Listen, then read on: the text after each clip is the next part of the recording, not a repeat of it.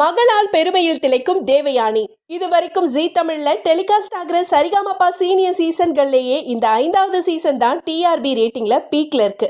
அதுக்கு காரணம் தேவயானி ராஜ்குமார் காதல் தம்பதியுடைய மூத்த மகள் இனியா தான்.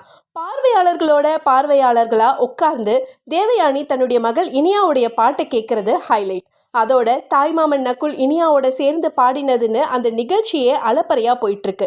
இதனால மற்ற போட்டியாளர்களுடைய திறமை மறைக்கப்படுதா, அவங்களுக்கு சரியான ஸ்கோப் கிடைக்கிறதா இல்லையா அப்படின்னு சிலர் தொடர்ந்து கேள்வி எழுப்பிட்டு தான் இருக்கிறாங்க.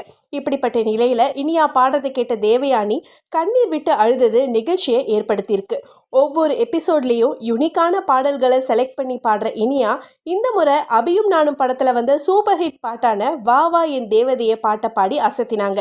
அப்பா மகள் பாசத்துடைய மொத்த உருவமாக இருக்கிற இந்த பாட்டு பலருடைய ஃபேவரட் பிளேலிஸ்டில் கண்டிப்பாக இருக்கும். இந்த பாட்டை இனியா கண்களை மூடி மெய்மறந்து பாடி